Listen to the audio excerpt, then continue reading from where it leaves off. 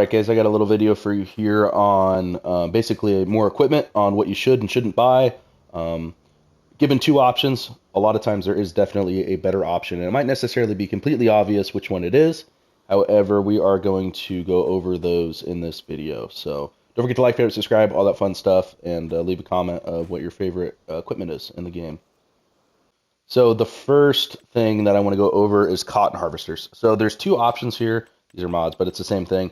You have this one here for 485 and this one here for 847.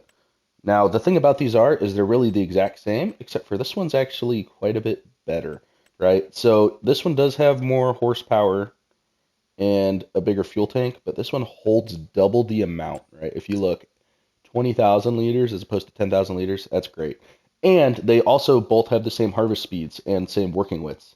So I really don't know why you would want to go the John Deere route here. It's double the price for literally no benefit. And this one you don't have to harvest as often, which is, better. So, empty it out. So there's really no reason why you should ever buy this John Deere. Always buy this case. Unless you really like John Deere, obviously do what you want. But as far as being purely economical, for half the price, you can get a better product. Always do that.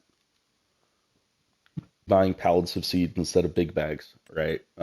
Simply because they give you an extra 50 liters.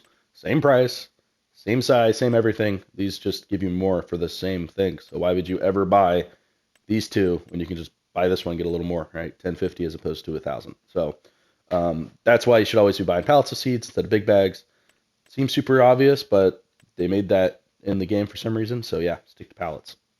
Now the next one is why you should never really be buying power harrows. You should always be buying disc harrows. So if you look here at the 3-meter one, it's 9,000, and the 3-meter one here is 14,000.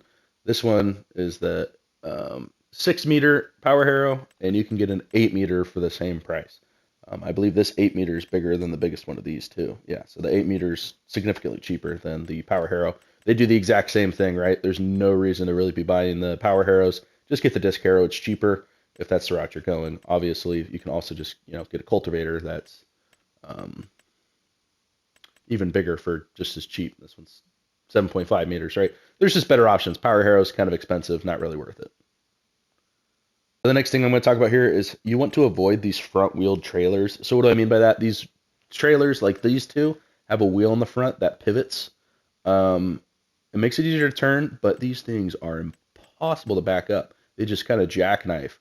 So I would just, stay away from these. It looks like a good deal, right? 30K, 40K, but trust me, it's more of a headache than it's worth. Especially if you're using silage or something. If you're just hauling grain back and forth, you're fine. But if you're trying to pack a pit and drop silage or chaff into the pit, good luck backing that thing up. Just, spend the money, get the 3-wheel one here that doesn't have that. There's just better options, right? You don't want to be getting those with the front wheel. This one's better than this one. It's got the front wheel. You won't be able to back it up. And for whatever reason, this one was glitched. I don't know if it still does, but it doesn't work. You can't even put crop into it. So stay away from that. So we're going to talk about harvesters a little bit here, kind of the differences in these. So if you're going to go on the cheaper route, the best one you can get is obviously this S7 because you can get a 15.2 meter header on it, which is ginormous and giant corn header. Definitely the best for that. However, the tank size is a little smaller, but it's a lot better than these ones for only a little bit more, right? You're spending 80K, but you're this only has an 8-meter header, 8-meter header. These are smaller headers. So you want to stay away from these three here. I usually go straight from this to this. If you're going to get the expensive ones, I wouldn't get the John Deere because it's got a smaller tank. And this one's cheaper and has just as big of a header, but has, 20,000 capacity. This one only has 16,000. This Klaus is a little cheaper. I'm not a big fan of it simply because it only has a 13.8 meter header. But the best one in the game is probably this case and this New Holland are basically identical performance-wise, same price. But they hold the most and they have the biggest headers. So best in the game is definitely those two. Like I said, I usually stay away from this. John Deere's pretty good. This John Deere I usually stay away from. If you get up to 740, just buy the New Holland or the case, whichever you prefer. But I usually go the S7 up to the case. One of those two. It's kind of the best progression for that.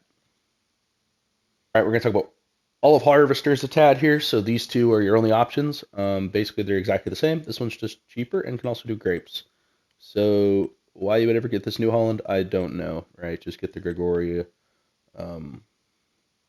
And you even get the bigger engine on it, and it's still cheaper with the bigger capacity. So like I said, you can use it for grapes, or all else you do have to configure it as such. But that's $1,500. You could just do that in the workshop, and you're saving money, right? You can go to the grape harvesters here, and then you have to buy a whole different item for grapes for the New Holland.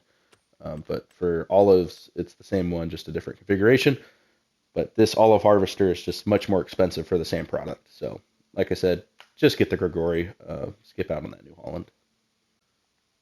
Now, the next thing we're going to go over is these different containers and kind of what you would want to get them for and why.